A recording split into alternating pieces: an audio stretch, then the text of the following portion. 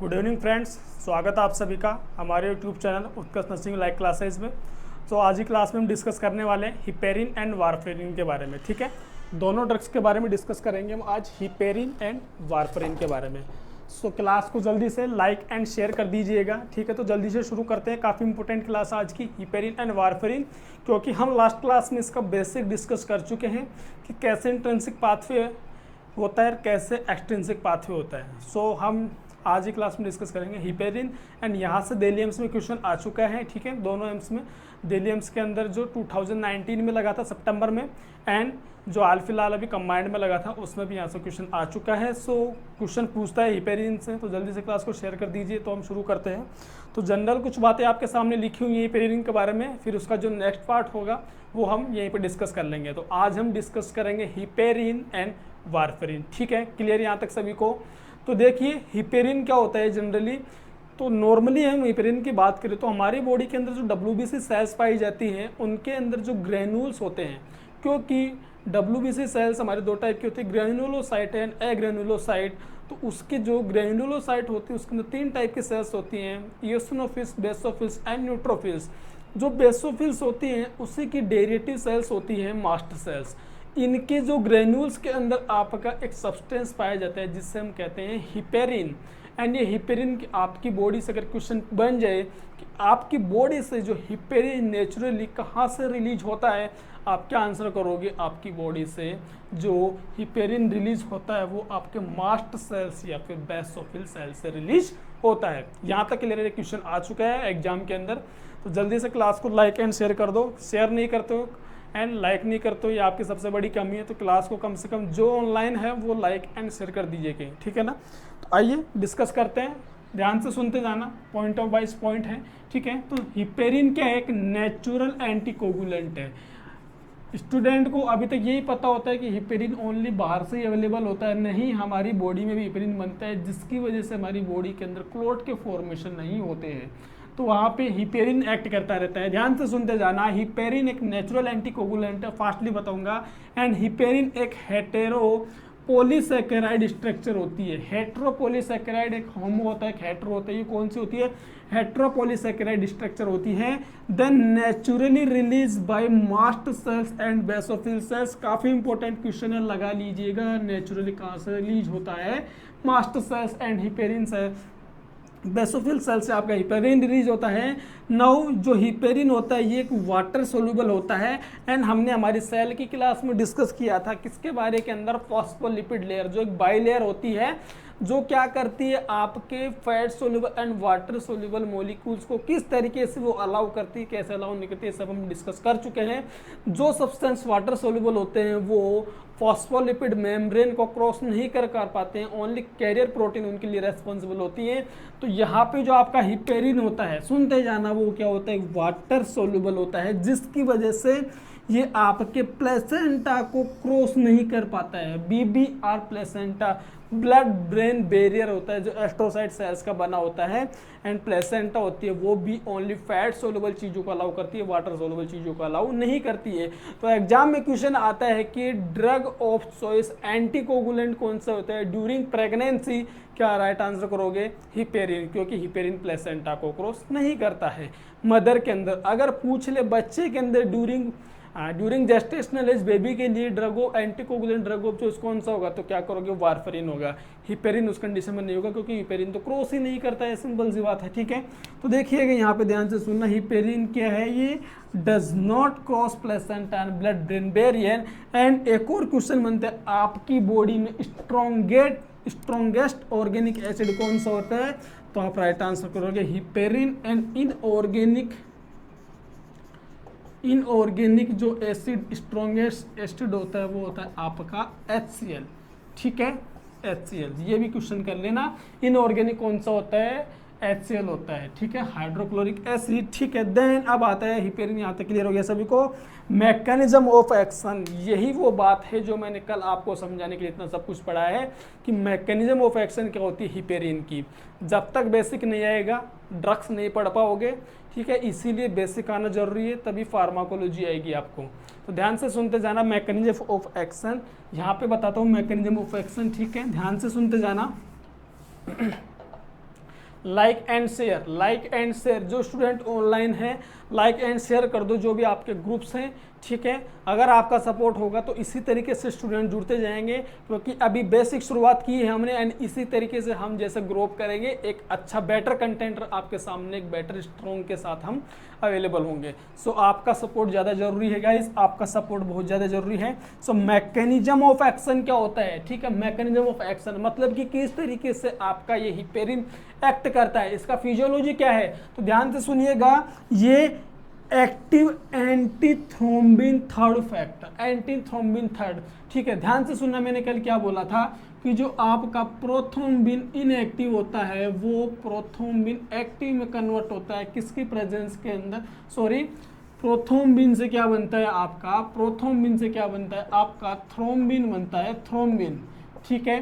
Prothrombin से आपका thrombin बनता है, किसकी प्रेजेंस से बनता है, प्रोथ्रोम्बिन एक्टिवेटर की प्रेजेंस से बनता है। जबकि फिब्रिनोजन से आपका बन रहा था फिब्रिन, ठीक है। फिब्रिन किसकी प्रेजेंस में, थ्रोम्बिन की प्रेजेंस में। तो क्या होता है, ये जो हिपेरिन है वो जाके किसको एक्टिव करता है, antithrombin third, and antithrombin third जाके कहाँ पे एक्ट करता है, थ्रोम्बिन पे। कहाँ पे एक्ट करता है, थ्रोम्बिन पे। तो यहाँ पे कौन एक्ट करता है, एंटीथ्रोम्बिन थर्ड, एंटीथ्रोम्बिन थर्ड यहाँ पे जाके एक्ट करता है, जिससे क्या होगा, फिब्रिनोजन से फिब्रिन नहीं बनेगा, एंड फिब्रिनोजन से फिब्रिन नहीं बनेगा तो क्लोट का फॉर्मेशन नहीं होगा। यहाँ तक समझ आ गया। ध्यान से सुनना, एक्टिवेट एंटीथ्रोम्बिन थर्ड, एंड ये एंटीथ्रोम्बिन थर्ड किस कौन कौन से फैक्टर को बाइंड कर लेता है, ये एंटीथ्रोम्बिन थर्ड ये बाइंड कर लेता है 10, 2, 9, 11, 12, 13 क्लोटिंग फैक्टर 10 नंबर 2, 11, 12, 13, ये 10, 2, 9, यहाँ पे 11, 12 एंड 13, ठीक है। ध्यान से सुनना, 10 नंबर, 2 नंबर, 9, 11, 12, 13, ये जो क्लॉटिंग फैक्टर है इनको कौन बाइंड कर लेता है, आपका हिपेरिन बाइंड कर लेता है। किसके एक्टिवेटर ने, एंटीथ्रोम्बिन थर्ड के एक्टिवेशन से। अब ये क्वेश्चन आ चुका है एग्जाम के अंदर कि हिपेरिन किसको एक्टिव करता है, एंटीथ्रोम्बिन थर्ड को एक्टिव करता है, क्वेश्चन आ चुका है एग्जाम में। देन अब क्वेश्चन आता है कि आपने किसी पर्सन को हिपेरिन का जो इंजेक्शन दिया है तो उसका ऑनसेट ऑफ एक्शन कितनी देर में शुरू हो जाता है, तो आप फर्स्ट प्रायोरिटी पे आंसर करना, उसका ऑनसेट ऑफ एक्शन इमीडिएट शुरू हो जाता है। अगर ऑप्शन में टाइम दे रखा हो पर्टिकुलर तो राइट आंसर करना 5 to 10 मिनट, अगर वो भी ना दे रखा हो तो आप राइट आंसर करना 15 to 30 मिनट। प्रायोरिटी वाइज लिख रखी है मैंने, immediate 5 to 10 minute and 15 to 30 minute, ठीक है। ये आपका ऑनसेट ऑफ एक्शन है, क्वेश्चन पूछेगा यहाँ से ऑनसेट ऑफ एक्शन से।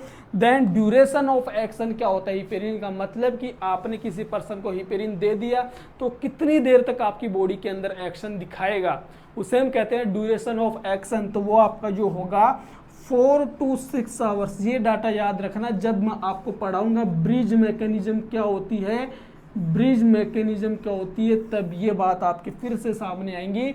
सो ध्यान रखना, ये आपके क्या है, हिपेरिन के बारे में जनरल इंट्रोडक्शन है, हिपेरिन का जनरल इंट्रोडक्शन आपको समझ आ चुका है गाइस। नाउ अब हम मूव करते हैं आपका हिपेरिन, हिपेरिन किस तरीके से अवेलेबल होता है। तो यहाँ से प्रीलिम्स में क्वेश्चन आ चुका है, तो हिपेरिन के बारे में बातें सुन लेना ध्यान से,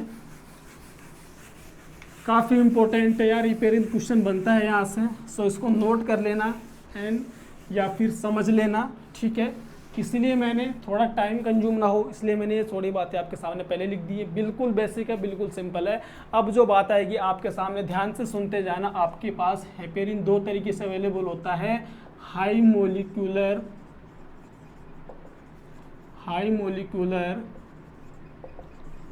वेट, मैं शॉर्ट में लिख रहा हूँ, हाई मोलिकुलर वेट हिपेरिन, ठीक है। हाई मोलिकुलर वेट हिपेरिन, ध्यान से सुनते जाना। जो हाई मोलिकुलर वेट हिपेरिन होता है उसके बारे में बातें ध्यान से सुनते जाना आप। जो ये हाई मोलिकुलर वेट हिपेरिन होता है ये आपका कैसे जाता है, आईवी जाता है। सबसे पहली बात तो जो high molecular weight of heparin होता है वो कैसे देते हैं, आईवी देते हैं। एंड 1 ml के अंदर कितना अवेलेबल होता है, 1000 से 5000 इंटरनेशनल यूनिट पर ml, मतलब कि 1 ml में कितने यूनिट प्रेजेंट होते हैं हिपेरिन के? 1000 to 5000 इंटरनेशनल यूनिट पर ml आपका हिपेरिन अवेलेबल होता है। रूट कौन सा होता है? आईवी रूट होता है। किसके लिए? High molecular weight of heparin के लिए। ऑनसेट ऑफ एक्शन सेम रहेगा, जबकि low molecular weight of heparin के बारे में बातें ध्यान से सुन लेना। ये आपका 0.1 ml, ठीक है, 0.1 ml होता है आपके 10 mg के अंदर।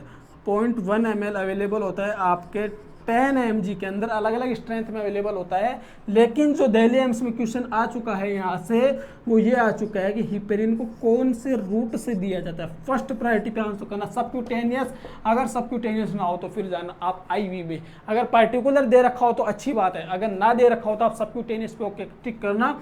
एंड ये क्वेश्चन आपका एम्स दिल्ली में आ चुका है, ठीक है, ये दिल्ली एम्स क्वेश्चन पूछ चुका है यहाँ से जाके फार्माकोलॉजी में कि हिपेरिन कौन से रूट से देते हैं। क्वेश्चन आया था 2019 जो 15 सितंबर को एग्जाम लगा था दिल्ली एम्स का, ये वाला सबक्यूटेनियस रूट से हिपेरिन को दिया जाता है। अब क्वेश्चन आता है यहाँ से, जो नेक्स्ट क्वेश्चन आता है वो आपका आता है कि जो हिपेरिन की जो सिरिंज होती है, आपने हिपेरिन लोड किया, उसके बाद में हिपेरिन की जो सिरिंज होती है उससे कभी भी एयर को डिस्कार्ड मत करना। एयर डिस्कार्ड मत करना। आप निकालते हो ना, जब आईवी लगाते हो तो उसके अंदर से एयर रिमूव करते हो, हाँ, यू कर करके उसमें से एयर निकालते हो, मत करना। क्योंकि आपको जैसा आपने लोड किया उसी तरीके से पेशेंट को लगा देना।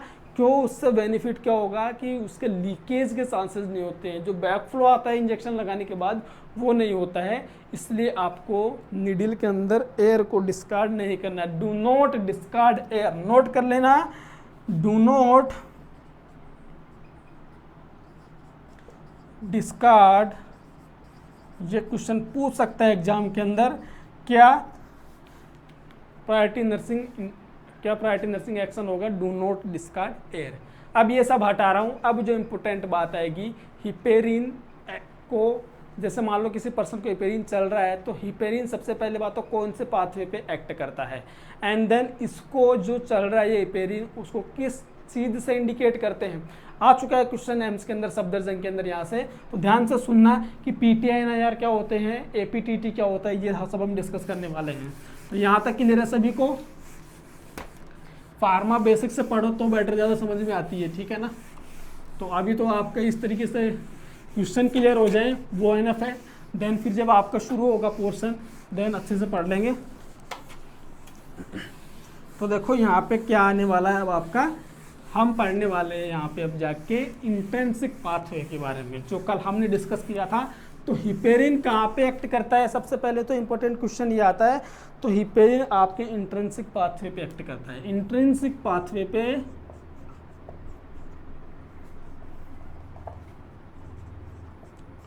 हिपेरिन इंट्रिंसिक पाथवे पे जाके एक्ट करता है। और इंट्रिंसिक पाथवे सबसे पहले तो क्या होता है, एक स्लो प्रोसेस होती है, ठीक है। नॉर्मली बात कर रहा हूँ, इंट्रिंसिक पाथवे स्लो होता है आपकी बॉडी के अंदर, जो कल पढ़ाया था वो एक तरीके से स्लो होता है। एंड इंट्रिंसिक पाथवे के अंदर आपका जो, इसको किससे इंडिकेट करते हैं,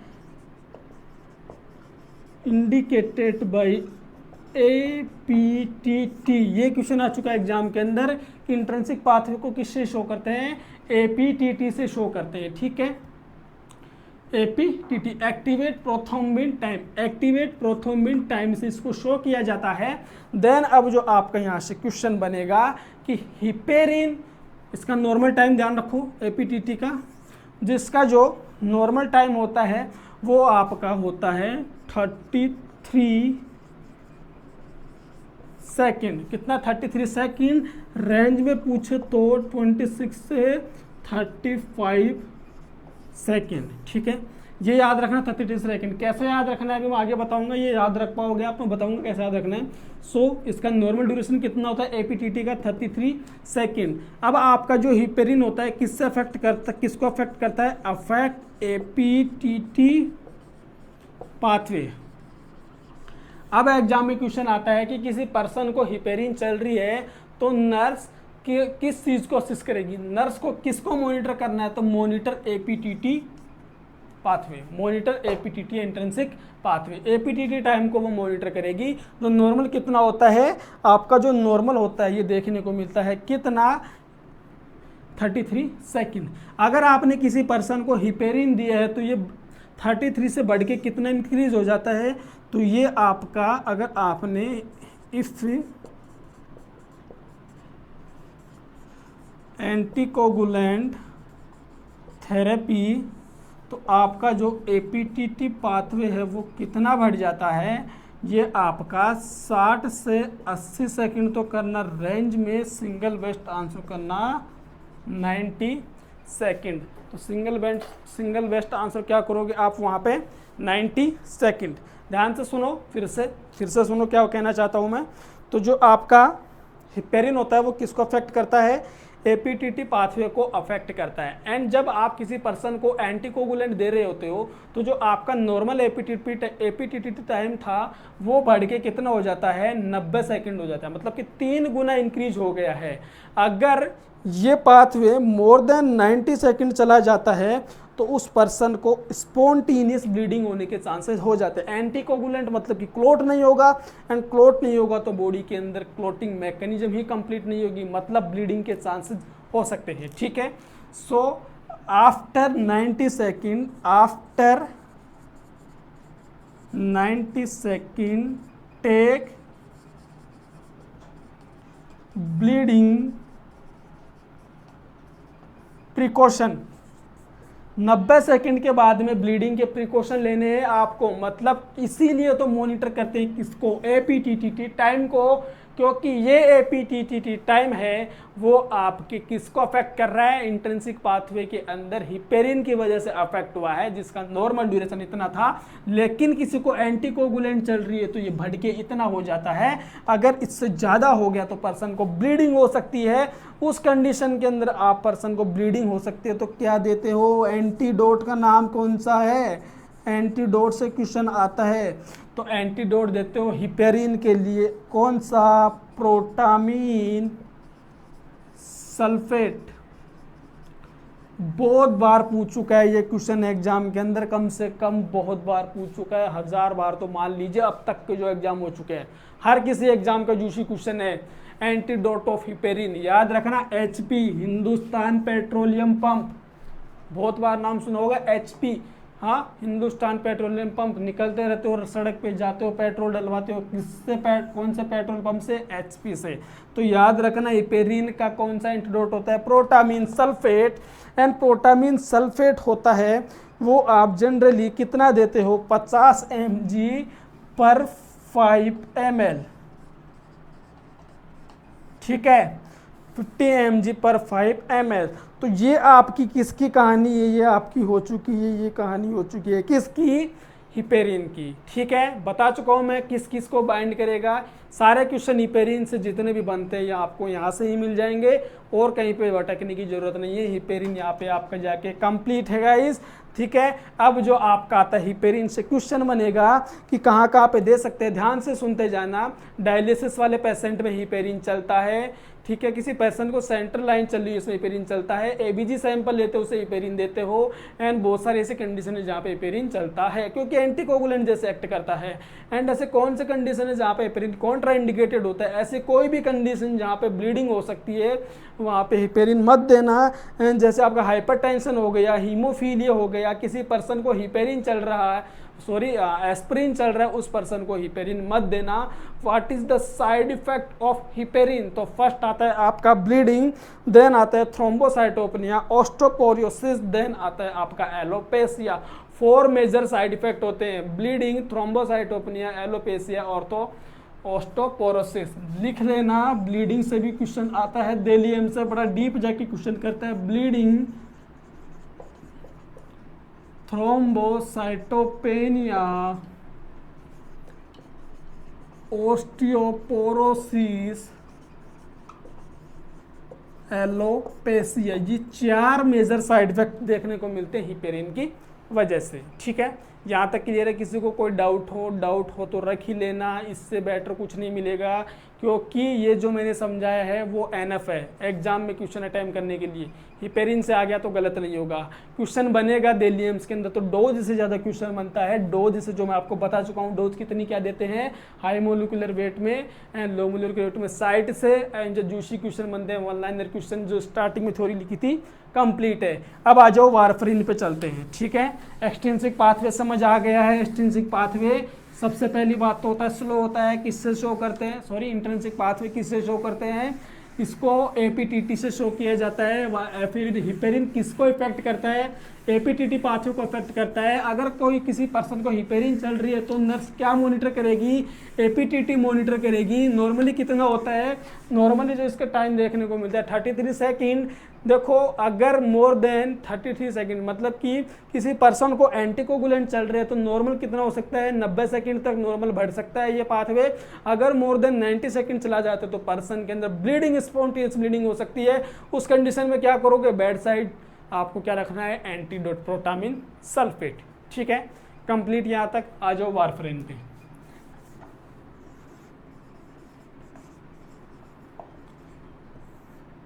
वारफरीन, वारफरीन का जो दूसरा नाम होता है उसे क्यूमाडीन भी कहते हैं।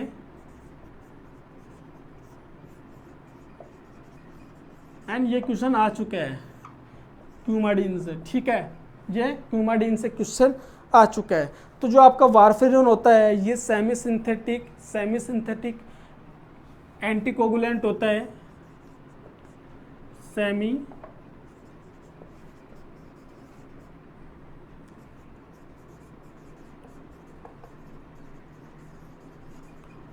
एंटीकोगुलेंट होता है, ठीक है। दूसरा ये फैट सोल्यूबल होता है।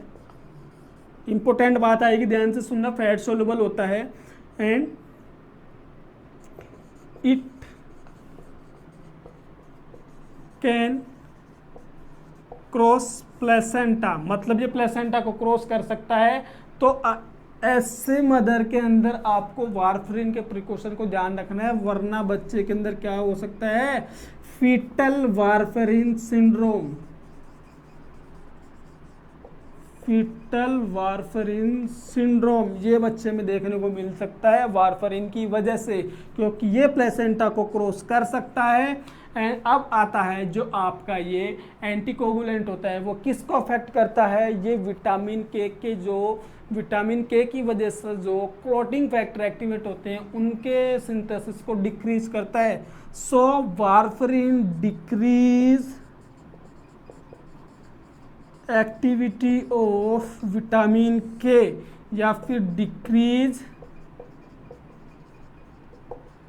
सिंथेसिस ऑफ विटामिन के डिपेंडेड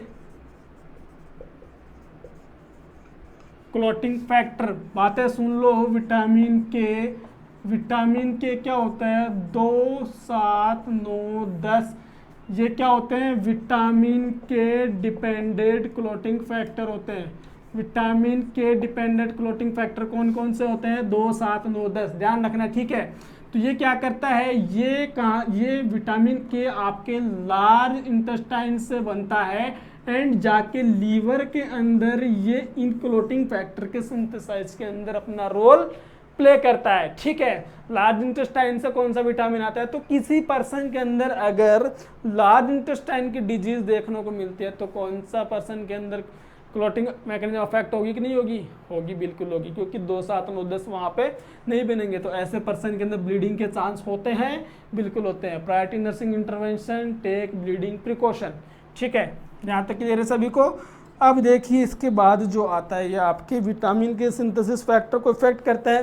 तो मतलब यहाँ पे आपके कौन कौन से फैक्टर एक्टिव नहीं होंगे, 2, 7, 9, 10, ठीक है। 2, 7, 9, 10 समझा चुका हूँ मैं कल वाली क्लास के अंदर कैसे कौन कौन से फैक्टर आपके क्लॉटिंग के लिए रेस्पॉन्सिबल होते हैं, ठीक है। नाउ अब जो आपका इसका मैकेनिज्म ऑफ एक्शन क्या हुआ, तो इनहिबिट विटामिन के एक्टिविटी या डिक्रीज बायोसिंथेसिस ऑफ विटामिन के क्लॉटिंग फैक्टर, ये इसका क्या है, वारफरीन का मैकेनिज्म ऑफ एक्शन होता है, ठीक है। देन अब जो आता है इसका ऑनसेट ऑफ एक्शन कब शुरू हो जाता है, तो ऑनसेट ऑफ एक्शन इसका 1 to 3 डेज के अंदर देखने को मिलता है वारफरीन का, एंड ड्यूरेशन ऑफ जो एक्शन होता है वो 3 to 6 डे पे देखने को मिलता है। किसका? वारफरीन का। ठीक है, ये वारफरीन का। सो ये वाला इंपॉर्टेंट है, अभी ब्रिज मैकेनिज्म में आएगा। ऑनसेट ऑफ एक्शन अगर हावर्स में दे रखा हो तो 24 to 72 हावर्स। ठीक है, ध्यान रखना 24 to 72 हावर्स। ये आपका किसका है? वारफरीन का है। Onset of action and duration of action. Now अब जो इसका जो रूट जो काम में लेते हैं, इसके लिए जो रूट काम में लेते हैं तो वो रूट होता है, वो होता है ओरल रूट होता है। मतलब आपकी वारफरीन कौन से रूट से दी जाती है? ओरली दी जाती है, जबकि heparin IV and subcutaneous route से दिया जाता है। सो वारफरीन से तो रूट का कोई क्वेश्चन बनने का इतना कोई मुझे नहीं लगता ज़्यादा इंपॉर्टेंट होगा, लेकिन यहाँ से जो क्वेश्चन बनेगा ये बनेगा कि किस पे एक्ट करता है, क्या प्लेसेंटा को क्रॉस कर सकता है, एंड ये वाला ऑनसेट ऑफ एक्शन। ठीक है, अब जो इसके बाद आता है कि वारफरीन होता है वो कौन से पाथवे को अफेक्ट करता है, ध्यान से सुनते जाना, इंपॉर्टेंट बात आ रही है। ये क्वेश्चन सफदरजंग 2019 दिल्ली एम्स ने जो करवाया था, ठीक है, वहाँ पे पूछ चुका है। सो इसको ध्यान से सुनना। एंड क्या पूछा था ये भी बता दूंगा अभी, मतलब कि दिल्ली एम्स क्वेश्चन तो पूछता है यहाँ से। ठीक है, तो देखो ध्यान से सुनते जाना, क्या कहना चाहता हूं।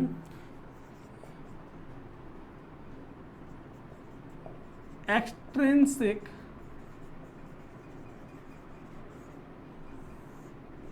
पाथवे, एक्सट्रिंसिक पाथवे, ये पाथवे होता है बहुत फास्ट होता है, फास्ट प्रोसेस होती है। इस पाथवे की क्या होती है? एकदम बिल्कुल फास्ट होता है।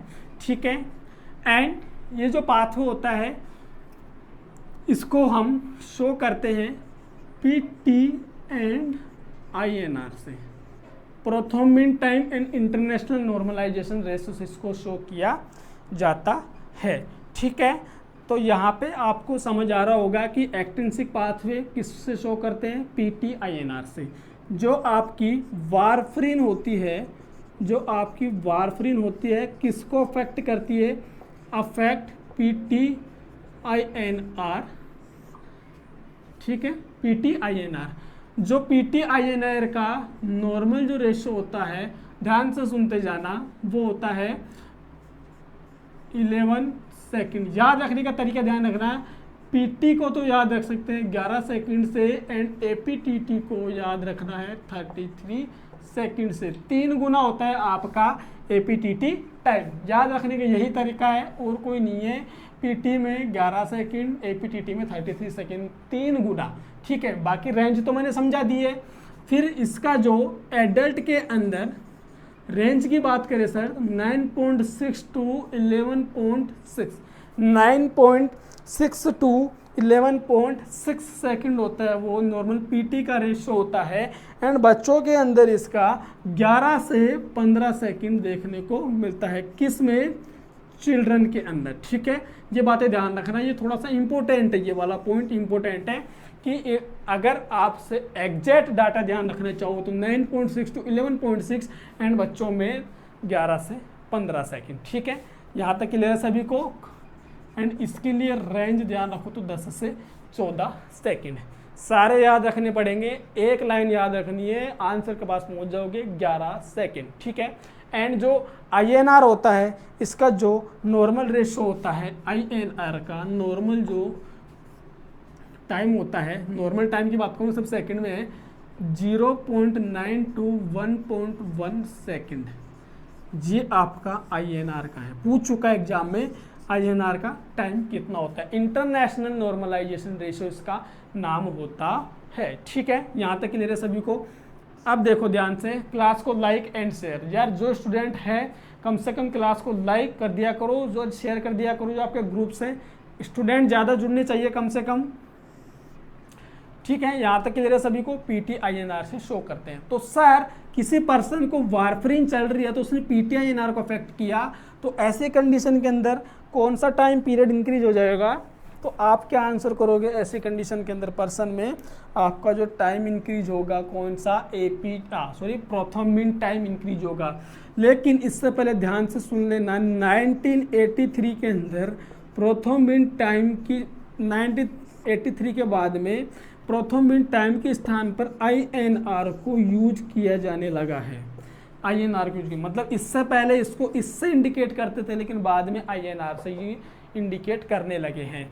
तो एग्जाम में अब जो क्वेश्चन आता है वो INR से आता है, PT से नहीं आता है। लेकिन अगर आपसे पूछे कि कितना टाइम इंक्रीज हो जाता है, तो आप राइट आंसर करना कि ऐसे पर्सन के अंदर जिसके अंदर एंटीकोगुलेंट चल रहा है उसमें 30 सेकंड तक क्लोटिंग टाइम इंक्रीज हो जाता है। सो ये PT टाइम इंक्रीज हो जाता है। यहाँ तक इसको नॉर्मल मानते हैं एंटीकोगुलेंट वाले पर्सन में। इफ मोर देन 30 सेकंड होता है तो take bleeding precaution. More than 30 second तो ऐसे पर्सन में आपको ब्लीडिंग के प्रिकॉशन लेने हैं। ठीक है, यहाँ तक क्लियर है सभी को? यहाँ तक क्लियर है सभी को? एंड ये क्या कहता है? वारफरिन होता है डिक्रीज बायोसिंथेसिस ऑफ 2, 7, 9, 10। ठीक है, यहाँ तक क्लियर है? अब सर ऐसे मान लिया हमने कि पर्सन के अंदर मोर देन 30 सेकंड हो गया, तो क्या करेंगे? एंटीडोट इसका जो होता है सबको पता होता है, एंटीडोट वो होता है विटामिन के दे दो, जिसको एंटागोनिस्ट था उसी का एंटीडोट दे दो। ठीक है, जहाँ तक क्लियर है सभी को? तो इसका जो एंटीडोट होगा क्या होगा? विटामिन के। बहुत बार पूछ चुका है क्वेश्चन, वारफरिन का एंटीडोट क्या होता है? विटामिन के। यहाँ पे जो साइड इफेक्ट देखने को मिल सकते हैं वारफरिन की वजह से वो आपको होता है bleeding haematuria epistaxis. Bleeding haematuria epistaxis, bleeding haematuria epistaxis. ठीक है, यहाँ तक क्लियर है सभी को? अब बताओ, यहाँ तक कोई डाउट हो तो वारफरिन से जो क्वेश्चन बनेंगे रिपीट कर देता हूँ एक बार फास्टली। ठीक है, PTINR का नॉर्मल टाइम क्या होता है? इसका PTINR का नॉर्मल टाइम क्या होता है? इसको किससे इंडिकेट करते हैं? किससे इंडिकेट करते हैं? ठीक है, वारफरिन अगर किसी पर्सन में चल रही है तो नर्स क्या मॉनिटर करेगी? PTINR मॉनिटर करेगी। ये क्वेश्चन बनेगा। दूसरा आता है कि यहाँ पे कितना नॉर्मल लेवल हो जाता है जिस पर्सन को एंटीकोगुलेंट चल रहे हैं प्रोथोमिन टाइम का? 30 सेकंड। मोर देन 30 सेकंड ब्लीडिंग प्रिकॉशन लेने होते हैं, और अगर मान लीजिए 30 सेकंड से ज़्यादा हो रहा है तो आप क्या दोगे? विटामिन के इंजेक्शन दोगे। ठीक है, यहाँ तक क्लियर है? अब जो इंपॉर्टेंट क्वेश्चन आता है वो आता है आपका ब्रिज मैकेनिज्म। क्या बोलते हैं ब्रिज मैकेनिज्म को? ध्यान से सुनते जाना कि ऐसे पर्सन जिनके अंदर हिपेरिन चल रही थी और उनको वारफरिन पे लाना है। हिपेरिन चल रही थी और उसको वारफरिन पे लाना है। वारफरिन मेंटेनेंस का काम करती है, जबकि हिपेरिन आपका जो एक्यूट कंडीशन में काम करती है। तो वारफरिन मेंटेनेंस का काम करेगी यहाँ पे। सो ब्रिज मैकेनिज्म क्या होती है? न्यू क्वेश्चन बन सकता है यहाँ से। ठीक है, तो नाम नहीं सुना होगा काफ़ी स्टूडेंट ने ब्रिज मैकेनिज्म, तो सुन लेना, और क्वेश्चन आ गया तो आपका बिल्कुल सही होगा यहाँ से। ठीक है, तो अब तक की जो कहानी पढ़ी है उसी से रिलेटेड है ब्रिज मैकेनिज्म। सुनना ध्यान से, ब्रिज मैकेनिज्म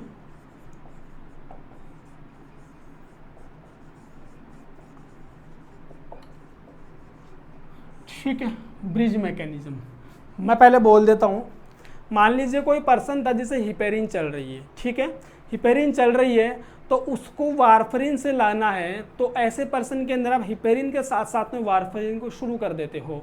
एंड कब तक देते हो हिपेरिन को, एंड कब आप हिपेरिन को बंद कर दे। तो इससे पहले मैं दो बातें लिखना चाहूँगा। जो हिपेरिन का ऑनसेट ऑफ एक्शन था वो कितना था? जल्दी से बताओ मुझे। हिपेरिन का जो ऑनसेट ऑफ एक्शन था वो था आपका 5 to 10 मिनट, एंड जो इसका ड्यूरेशन ऑफ एक्शन था वो था आपका कितना? 4 to 6 आवर्स। जबकि वारफरिन का, ये आपके माइंड में होगा तभी आप ब्रिज मैकेनिज्म समझ पाओगे, वारफरिन का ऑनसेट ऑफ एक्शन था 1 to 3 days, and duration of action था वो था आपका 3 to 6 डेज। ठीक है, 3 to 6 डेज।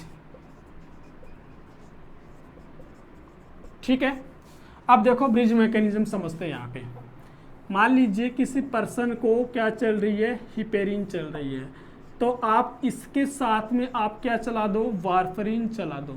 एंड हिपेरिन आपको कब तक देनी है, हिपेरिन आपको 16 से 18 आवर्स तक आपको हिपेरिन देनी है, ठीक है। 16 से 18 तक आपको हिपेरिन देनी है, तो आप हिपेरिन के साथ के अंदर आप क्या चला देते हो, वारफरीन चला देते हो। एंड हिपेरिन आपको 16 से 18 घंटे तक देनी है, मतलब कि 4 to 6 आवर्स इसका ड्यूरेशन होता है। तो 4 4 4 4 12 4 चौक 16, 4 डोज आपको देनी है, ठीक है। किसकी, वारफरीन के साथ में हिपेरिन की, ठीक है। इसी ड्यूरेशन के आधार पर 6 घंटे बाद में फिर से हिपेरिन दी, 6 घंटे बाद में फिर से दी, मतलब कि 4 डोज आपको किसकी देनी है, हिपेरिन की देनी है। तो अब क्या हुआ, आपका वारफरीन साथ चल रहा है, वारफरीन का जो ऑनसेट ऑफ एक्शन है वो कितना है, 24 आवर्स। अब आपने 16 घंटे बाद हिपेरिन को क्या कर दिया, बंद कर दिया 4 डोज देके। और आपको पता है जो हिपेरिन का जो ड्यूरेशन ऑफ एक्शन है 4 to 6 आवर्स है, तो 16 + 6, ठीक है, 16 + 6 4 to 6 आवर्स, तो कितना होता है आपका 16 4 20 2 22 एंड 18 में 6 जोड़ो, कितना हो जाता है आपका 24। तो 22 से 24 आवर्स ये आपका क्या हुआ, हिपेरिन करा कंटिन्यू। एंड वारफरीन का ऑनसेट ऑफ एक्शन कितना है, 24 घंटे। तो वारफरीन आपका 24 आवर पे स्टार्ट। तो यहाँ तो आपका क्या हुआ, हिपेरिन हुआ बंद, और यहाँ पे क्या हुआ, आपका वारफरीन हो गया चालू। तो बताओ ब्रिज मैकेनिज्म हुई कि नहीं हुई, यहाँ पे एक तरफ से हिपेरिन बंद हुआ, दूसरी तरफ से वारफरीन चालू हुआ। इसे हम क्या कहते हैं गाइस, इसे हम कहते हैं क्या, ब्रिज मैकेनिज्म कहते हैं। इसे हम क्या कहते हैं, ब्रिज मैकेनिज्म कहते हैं। सो ध्यान से सुनना मेरी बात, में फिर से क्या कहना चाहता हूँ, किसी पर्सन को हिपेरिन चल रही थी, आप उसे वारफरीन पे लाना चाहते हो, तो उसी के साथ में आप क्या कर दो, वारफरीन चालू कर दो। एंड आपको वारफरीन, आपको इसका जो ड्यूरेशन पता होता है वो आपको वारफरीन का होता है 4 to 6 आवर्स। तो आपको 16 से 18 घंटे तक आपकी हिपेरिन चलनी चाहिए। देन उसके बाद आपको बंद कर देनी है, क्योंकि इसका जो ड्यूरेशन होता है 6 आवर्स होता है। और आप अगर 16 में इसको ऐड करोगे तो आपका 24 घंटे आ गया। एंड इसके बाद आपका वारफरीन का एक्शन आना शुरू हो जाएगा, वारफरीन अपना एक्शन दिखाना शुरू कर देगा। इससे ही कहते हैं पर्सन को हिपेरिन से वारफरीन पे लाना ही ब्रिज मैकेनिज्म कहलाता है। सो यहाँ तक अगर फिर भी डाउट रहता है, पर्सनली मैसेज कर देना व्हाट्सएप नंबर पे, डिस्क्रिप्शन में नंबर दे रखे हैं, ठीक है। और जो मेरे सेल्फ नंबर है 9649750810, ठीक है, ये मेरा खुद का व्हाट्सएप नंबर है, यहाँ पे आप मैसेज कर सकते हैं अगर डाउट हो। सो आज के लिए इतना ही देखते हैं। बाकी तो आज की ड्रग कौन कौन सी हो गई, हिपेरिन और वारफरीन। क्वेश्चन गलत नहीं होगा आ गया तो ये मेरी गारंटी है, क्वेश्चन गलत नहीं होगा, ठीक है। और अब हम पढ़ेंगे मॉर्फरिन, एस्प्रिन, लिथियम डिजॉक्सिन, ठीक है। क्लियर यहाँ तक। सो गाइस वीडियो को लाइक शेयर एंड कमेंट्स। आज के लिए इतने ही, बाकी नेक्स्ट क्लास में। So thank you so much to all.